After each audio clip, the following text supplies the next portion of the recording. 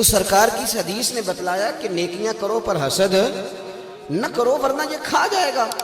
حسد کرتے ہیں لوگ، حسد نہ کریں زندگی میں، یہ آپ کے دل کو جلائے گا، یہ آپ کو تکلیف دے گا۔ اور اعلیٰ حضرت بریلوی رحمۃ اللہ علیہ کا تو ایک جملہ اس عنوان پر بڑا ہی شاندار ہے۔ میرے اعلیٰ حضرت فرماتے ہیں حسد کرنے والا بندے پر اعتراض نہیں کرتا، وہ تو رب کی تقسیم پر اعتراض کرتا ہے، اللہ کی تقسیم پر اعتراض کرتا ہے کہ اسے کو دیا مجھے دینا چاہیے تھا۔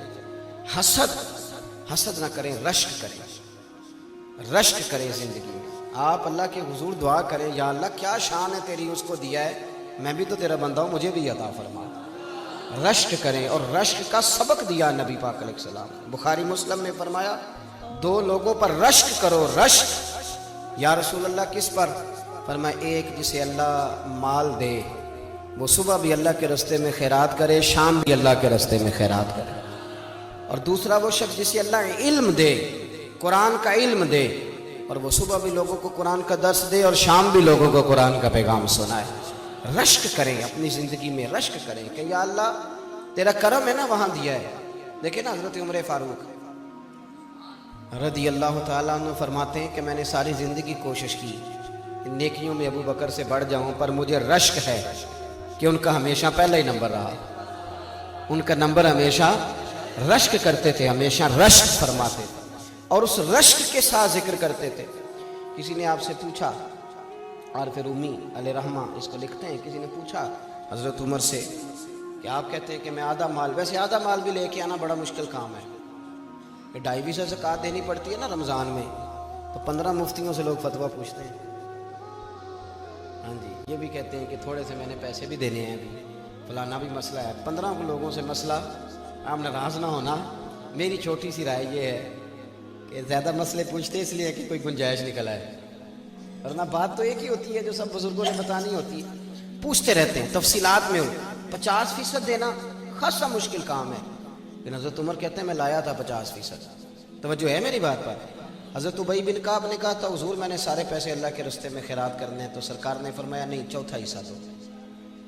حضرت ابو لبابہ نے بھی عرض کیا تھا حضور سارے دینے ہیں، فرمایا نہیں، چوتھا حصہ دو۔ ہاں، ایک ابو بکر صدیق ہیں جو سارے لے کے آئے تو میرے رسول نے سارے ہی قبول فرمائے۔ تو حضرت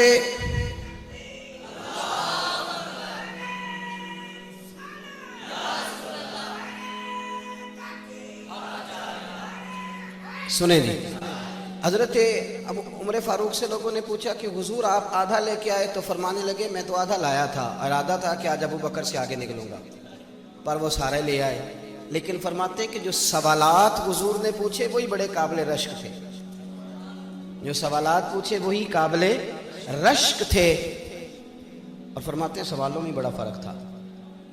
مجھ سے حضور نے پوچھا کیا لے کے آئے ہو، آپ نے غور کرنا ہے میری بات پر، کیا لے کے آئے ہو؟ تو میں نے کہا حضور آدھا لے آیا ہوں۔ مجھ سے پوچھا کیا لے کے آئے ہو، اور ابو بکر صدیق سے پوچھا گھر کیا چھوڑ کے آئے ہو؟ فرماتے ہیں ان سوالوں میں بڑا فرق تھا، اور پھر جواب دینے والے نے بھی جواب دیا حضور کی غلامی میں، تو یہ نہیں کہا حضور سارا لے آیا، یہ نہیں فرمایا میں کوئی لاوارث تو نہیں نا محبوب، میرا گھر بھرا ہوا ہے، گھر میں اللہ بھی چھوڑ آیا ہوں، اللہ کا رسول بھی چھوڑ آیا۔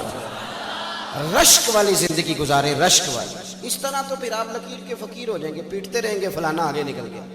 حسد جینے نہیں دیتا، تکلیف میں، ہمارے گھروں میں زیادہ جنگ حسد کی ہے۔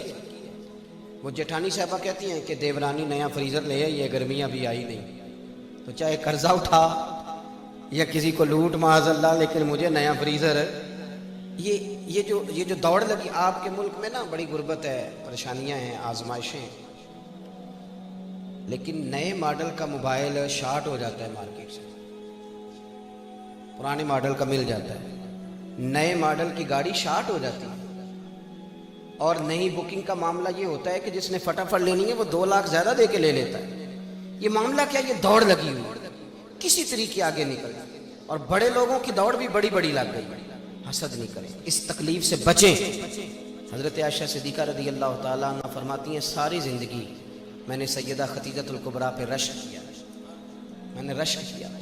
آپ فرماتی ہیں کنز الاموال میں روایت موجود ہے، فرماتی ہیں ایک بوڑھی عورت دوپہر کو آ گئی تھی، وہ سرکار کے آرام کا وقت تھا تو صحابہ نہیں آیا کرتے تھے، لیکن وہ بوڑھی آ گئی اور جب وہ بوڑھی نے دروازے پہ دستک دی، پوچھا گیا کون ہے، اور جب وہ بولی تو حضور جلدی سے اٹھے چارپائی سے، سرکار نے اسے بٹھایا، کھانا کھلایا، اور کہتے ہیں وہ باتیں کرتی تو حضور گہری سوچ میں چلے جاتے، کبھی مسکراتے کبھی رو بھی دیتے۔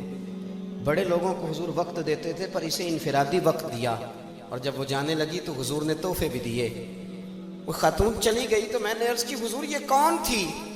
بڑے لوگ آتے ہیں پر آپ نے کوئی بڑا ہی اعزاز دیا یا رسول اللہ، اور بڑا میں نے انفرادی رنگ دیکھا ہے۔ کہتے ہیں سرکار خاموش ہو گئے، پھر حضور کی آنکھوں میں آنسو چمکے، اور سرکار فرمانے لگے عائشہ یہ میری پہلی زوجہ سیدہ خدیجہ الکبریٰ کی سہیلی تھی۔ یہ جو خدیجہ جب ہم مکے میں رہتے تھے تو یہ آیا کرتی تھی، خدیجہ اسے کھانا کھلاتی تھی، اس کی باتیں سنتی تھی، اسے وقت دیتی تھی، اسے تحفے دیتی تھی۔ آج جب یہ دوبارہ آئی ہیں تو وہ ساری یادیں تازہ ہو گئی۔ جناب عائشہ صدیقہ رشک سے بیان کرتے، تھوڑا تھوڑا نکلیں اس دور سے۔ آپ یقین کریں کہ بہت بڑے آدمی سے کبھی بڑا چھوٹا جملہ سننے کو مل جاتا ہے، اور پس منظر دیکھتے ہیں تو کمزور بات نکل آتی ہے۔ ایسا نہ کریں۔ اس حسد کا نقصان یہ ہوا ہے کہ معاشرے کے اندر ہمارے بچے سمجھنے لگے کہ شاید ہم چوروں کے بیچ رہتے ہیں، ڈاکوؤں کے بیچ رہتے ہیں، کوئی شخص یہاں ٹھیک نہیں۔ آپ کسی کا نام لے دیں کسی بچے کے سامنے، سیاستدان کا، لیڈر کا، فوراً اس کو تربیت دی جاتی ہے، چور ہیں سارے، چور۔ مجھے جی فلاں پیر صاحب بڑے اچھے، وہ دکاندار ہیں سارے، فلاں علامہ صاحب نے کل بڑی عمدہ بات، چھوڑ تو مولویوں نے روٹی روزی کا نظام بنایا۔ ہم نے بچوں کا یہ مزاج بنا دیا۔ وہ ہلکا سا جو حسد تھا اس کو اتنا بڑھا کے بیان کیا کہ کوئی شخص اچھا رہا ہی نہیں۔ میں ملک سے باہر تھا تو ایک صاحب مجھے کہنے لگے پاکستان کا بڑا برا حال ہے، دینی حلقوں کا، غیر دینی حلقوں کا۔ میں نے کہا یہاں بیٹھے ہیں آپ کو کیا بتاؤ؟ کہنے لگے جی کیا کر رہے ہیں مدارس؟ میں نے کہا سنو، رمضان المبارک میں مسجدیں تھوڑی ہوتی ہیں، حافظ زیادہ ہوتے ہیں، حافظوں کو جگہ نہیں ملتی، مدارس کوئی کام نہیں کر رہے۔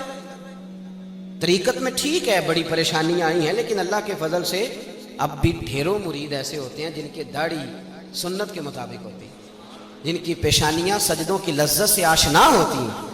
تو وہ شیخ ایسا ہے جو لوگوں کو ذکر و درود کی عادت ڈال رہا ہے تو یہ رنگ چڑھا ہوا ہے۔ اور جہاں تک عوام کی بات ہے تو یہ زلزلہ آیا، سیلاب آیا، تو ہم نے دیکھا 30 سال ہو گئے جس بوڑھی کی شادی کو، اس نے جہیز کی رضائی نہیں نکالی تھی پر اس نے بھی نکال کے دے دی۔ کہنے لگی اب وقت آیا ہے، میں زلزلہ والوں کو دینا چاہتی ہوں۔ میرے بھائی جس بچی نے خود مشین پر بیٹھ کر جہیز بنایا تھا اس نے بھی اپنی ابا سے کہا کہ میں 3 کپڑوں میں چلی جاؤں گی لیکن یہ زلزلہ زدگان کو دے دو۔ ملت کے جوان جنہیں تم برا کہتے ہو، ایک بوڑھے کو 1 بوتل خون کی ضرورت ہوتی ہے تو 13 نوجوان سڑک پہ کھڑے ہوتے ہیں کہ ہم حاضر ہیں، اور پھر آپ کو کیا ضرورت ہے یہ کہنے کی کہ یہ وطن کسی چور کا، کسی ڈاکو کا ہے؟ یہ وطن کسی چور کا نہیں، کسی ڈاکو کا نہیں، کسی سیاستدان کا نہیں، یہ وطن داتا علی اجمیری کا ہے، یہ بابا فرید الدین مسعود گنج شکر کا ہے۔